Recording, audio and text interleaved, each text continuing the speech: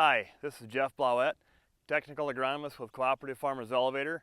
And on this week's Field Friday segment, we're out in the cornfield here. Our next management decision is going to be kind of revolving around corn right now.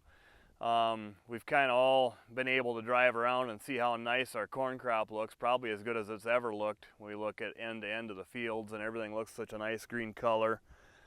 We've had good rains. We haven't had any adverse temperatures, so things are really looking nice now. We should have as good a potential as we've ever had in our corn crop here. So the next phase is, so what can we do to make it even better and to make sure we get the best corn crop we've ever had? One aspect of that would be now is the time to start considering fungicides.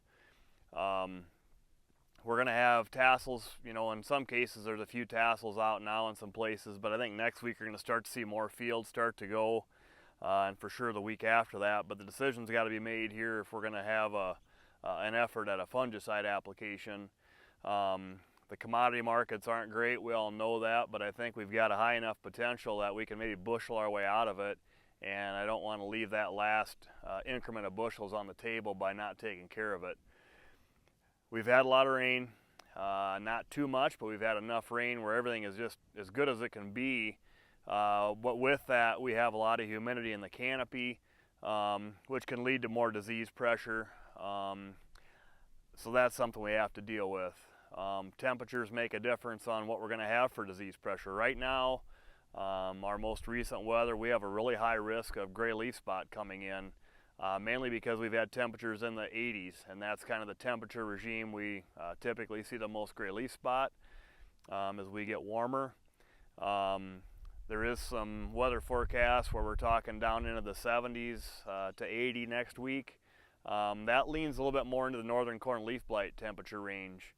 So we'll kind of see once what this weather pattern does in the extended forecast, but we have some diseases that really like the temperatures that we're going to be experiencing here. We obviously have moisture in the canopy. We have a really happy canopy right now, so I think it's worth considering. The other disease that everybody's kind of excited about or scared of, however you want to say it, is tar spot. We had tar spot show up last year at the end of the season. The thing with tar spot is we've got a lot of moisture and we probably have inoculum around, especially if it's corn on corn, but tar spot probably is going to be more likely to be a factor later in the season. Tar spot actually prefers temperatures in that 60 to 70 range is what it actually prefers. So you got the cold temperatures, tar spot, those middle temperatures where the northern corn leaf blight is our biggest concern, and then the warm weather with the gray leaf spot, all of which we can have some impact on with a fungicide, but we need to make that a preventative application here soon so we can protect it before we get to that point. We've got these fields out here that are close to tassel. If you're kind of wondering when tassel will be, if you just pull that whirl out, and unwrap how many leaves we've got wrapped around. We've got 1, 2, 3, 4 in this instance. This was on the edge here. Inside's probably a little further along, but usually you get about a collar every 2 or 3 days with the temperatures we've had. So if you have 4, you're probably looking at 8 to 10 days. A lot of fields are probably looking at 1 to 2 leaves wrapped around the tassel. So I would guess that's why I'm thinking next week sometime you're going to start to see some planes and some drones flying fungicide because the timing is going to be right. I want to try and protect all the leaves on the plant. So that's one of the reasons why we're waiting till we get the tassels emerged.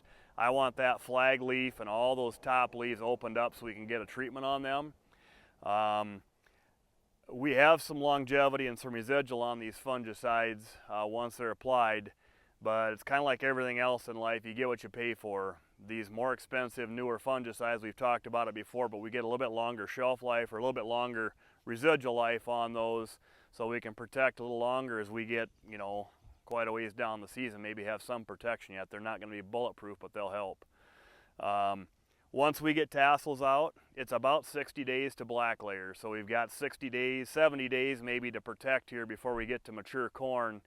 So that's what we're trying to hope to do with protecting these plants.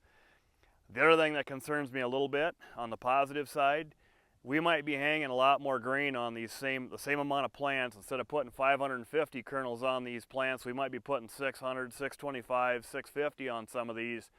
And that's the same size plant, the same size root system that's going to be trying to feed that. We better make sure that that can handle it, because that can create some serious stress on those plants later and cannibalize worse and cut standability back when we're trying to raise these really high yields. So that's kind of another reason why we should be considering protecting our investment here. So I guess I just wanted to touch base on some of the details on what our fungicide application is going to be looking like. I think we've talked before, corn on corn seems to be a no-brainer, and then there's some hybrid response curves that we have on which hybrids are most likely. We need to look at those too. But with that, that's this week's Field Friday segment, and we'll see you next week.